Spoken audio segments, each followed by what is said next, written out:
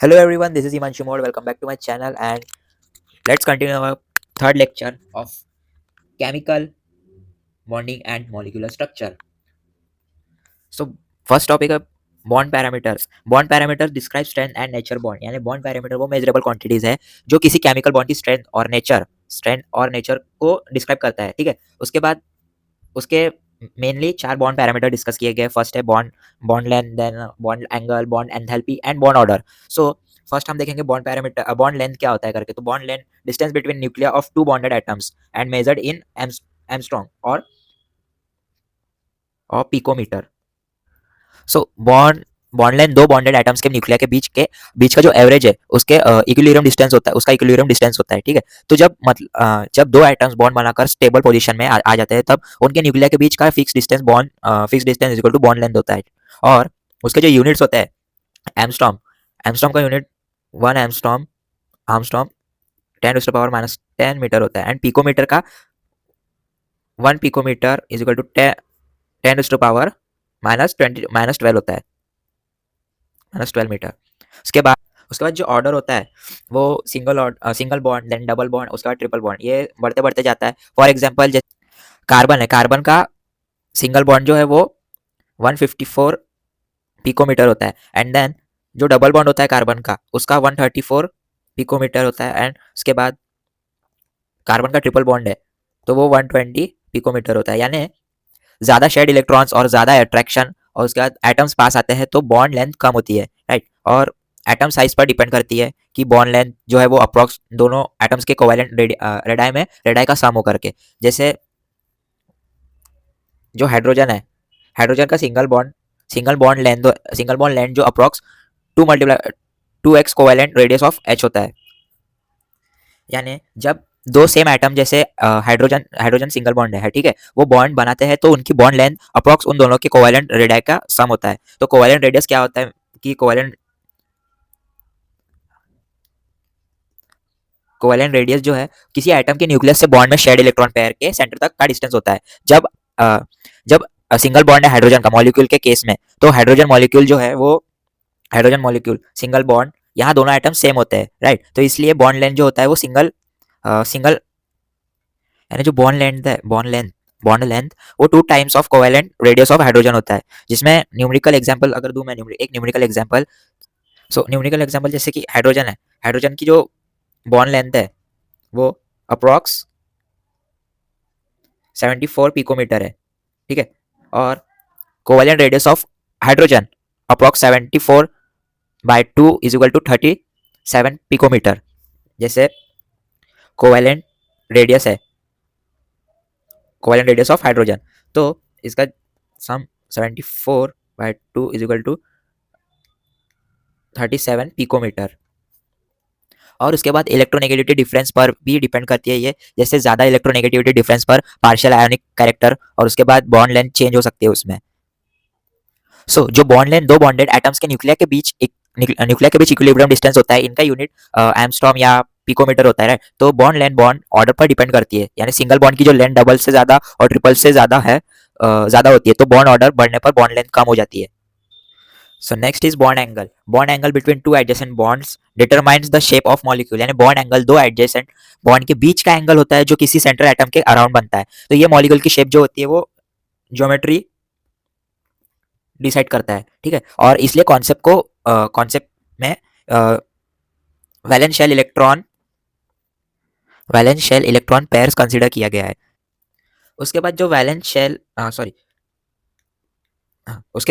Shell electron pair repulsion जो है उसकी जो थ्योरी है वो electron pair bond plus lone pair एक दूसरे को रिपल करते हैं. तो वो ऐसे अरेंजमेंट में सेट हो जाता है जहाँ रिपल्शन मिनिमम हो. फॉर एग्जांपल जैसे वाटर है H2O, तो उसमें दो बॉन्ड होते हैं, दो बॉन्ड पेयर होते हैं, दो लोन पेयर होते हैं. देन शेप जो होती है उसकी वो बेंड होती है एंड वी शेप्ड होता है. उसके बाद उसका जो बॉन्ड एंगल वो 104.5 डिग्री का होता है, जिसमें दो लोन पेयर और ज़्यादा रिपल्शन और एंगल कम हो गया है उसमें यानी एंगल कम हो जाता है। And then angle decreases. So why angle decreases? Because lone pair space ज़्यादा ऑक्यूपाई करते हैं और स्ट्रॉन्ग रिपल्शन क्रिएट करते हैं। इस वजह से जो बॉन्ड एंगल पेयर्स क्लोजर आ जाते हैं, बॉन्ड एंगल डिक्रीज हो जाता है। यानी जो लोन पेयर स्पेस ज़्यादा ऑक्यूपाई करते हैं और स्ट्रॉन्ग रिपल्शन क्रिएट करते हैं, वही पेयर्स क्लोजर आ जाते हैं और बॉन्ड एंगल डिक्रीज करते हैं। सो इन शॉर्ट, बॉन्ड एंगल दो एडजेसेंट बॉन्ड्स के बीच का एंगल होता है, यानी ये मॉलिक्यूल की ज्योमेट्री डिटरमाइन करता है। प्लस लोन पेयर के प्रेजेंस में बॉन्ड एंगल डिक्रीज होता है।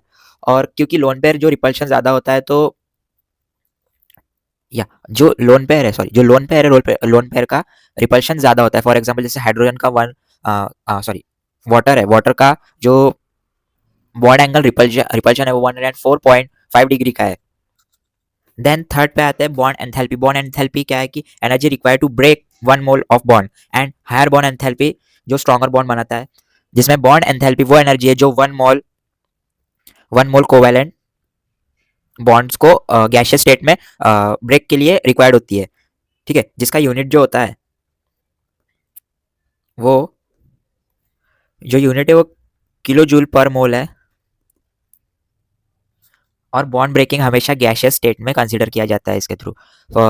जैसे बॉन्ड ब्रेकिंग एंडोथर्मिक है, तो दो एनर्जी अब्जॉर्ब होती है, इसलिए बॉन्ड एंथैल्पी की वैल्यू हमेशा पॉजिटिव रहती है। और उसके बाद बॉन्ड स्ट्रेंथ और बॉन्ड एंथैल्पी, जो higher bond enthalpy stronger bond बताता है कि क्योंकि स्ट्रॉन्गर बॉन्ड को तोड़ने के लिए ज़्यादा एनर्जी चाहिए रहती है।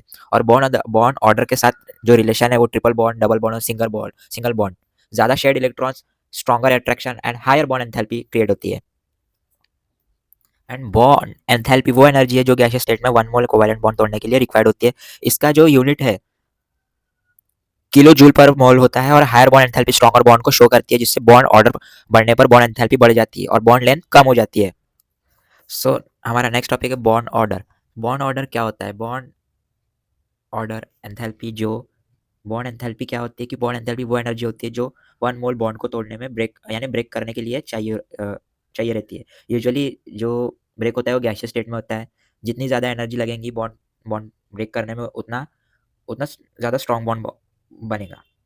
And then higher bond orders, जिसमें shorter bond length, higher bond enthalpy और ग्रेटर स्टेबिलिटी, जिसमें सो फर्स्ट है शॉर्टर बॉन्ड लेंथ, जिसमें बॉन्ड ऑर्डर ज़्यादा होगा तो आइटम्स एक दूसरे से पास होंगे और बॉन्ड लेंथ कम हो जाएंगी। उसके बाद हायर बॉन्ड एंथैल्पी, जिसमें बॉन्ड ऑर्डर ज़्यादा होगा तो बॉन्ड स्ट्रॉन्ग बनेगा और तोड़ने के लिए ज़्यादा एनर्जी लगेगी। उसके बाद ग्रेटर स्टेबिलिटी, जिसमें बॉन्ड ऑर्डर ज़्यादा रहता है और मॉलिक्यूल ज़्यादा स्टेबल होगा। फॉर एग्जाम्पल जैसे O2 है, O2 O2 मॉलिक्यूल है और बॉन्ड ऑर्डर 2 है, तो इसका मतलब डबल बॉन्ड है और स्ट्रॉन्ग और स्टेबल है। ठीक है, तो जैसे bond order N2O nitrogen molecule, तो और भी स्ट्रॉन्ग और छोटी बॉन्ड लेंथ होंगी उसकी। सो आज का लास्ट टॉपिक है डिपोल मूवमेंट। डिपोल मूवमेंट का जो फॉर्मूला होता है वो mu is equal to Q into D, यानी mu stand for dipole moment and Q stand for charge का अमाउंट, यानी पार्शियल पॉजिटिव या नेगेटिव चार्ज में। और D जो है वो दोनों चार्जेस का बीच का डिस्टेंस बताता है, जो बॉन्ड लेंथ है। उसके बाद डिपोल मोमेंट क्या होता है? What is dipole moment? Dipole moment molecule की पोलैरिटी कितना पोलर है करके वो बताता है। जब किसी बॉन्ड में इलेक्ट्रोनेगेटिव डिफरेंस होता है तो एक एटम अगर तोड़ेंगे तो नेगेटिव हो जाता है, राइट। उसके बाद दूसरा एटम थोड़ा पॉजिटिव हो जाता है।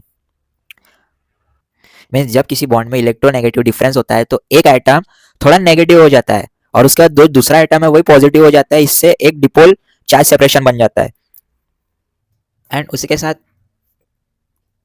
Q एंड डी, तो जो इसका फॉर्मूला है उसका मतलब मैं समझा दूं कि इलेक्ट्रोनेगेटिविटी डिफरेंस ज़्यादा होगा और पोलैरिटी ज़्यादा होंगी, डिपोल मूवमेंट बड़ा होगा। उसके बाद जो डिस्टेंस है, ठीक है, ज़्यादा होगा डिस्टेंस तो बॉन्ड लेंथ ज़्यादा होंगी, चार्जेस जो है वो दूर जाएंगे और डिपोल मूवमेंट बड़ा होगा। Larger dipole movement, more polar molecule, मतलब अगर डिपोल मूवमेंट की वैल्यू ज़्यादा है तो मॉलिक्यूल ज़्यादा पोलर है, चार्जेस का सेपरेशन भी ज़्यादा है। फॉर एग्जाम्पल जैसे HCl है, HCl में Cl जो है वो Cl ज़्यादा इलेक्ट्रोनेगेटिव है तो Cl पर नेगेटिव चार्ज लगेगा। और उसके बाद जो हाइड्रोजन है, ठीक है, H पर पॉजिटिव चार्ज लगेगा, यानी डिपोल मूवमेंट उसमें प्रेजेंट रहेगा और पोलर मॉलिक्यूल भी उसमें रहता है। सो गाइस, आज का सेशन हम यही ख़त्म करते हैं। अगर आपको कुछ डिफ़िकल्टीज़ आ रही होंगी तो प्लीज़ कमेंट करके बताएं और मुझसे प्रॉब्लम पूछिए कि क्या डिफ़िकल्टीज़ आ रही है करके, ठीक है। So thank you everyone, please like share and subscribe my channel. Good bye.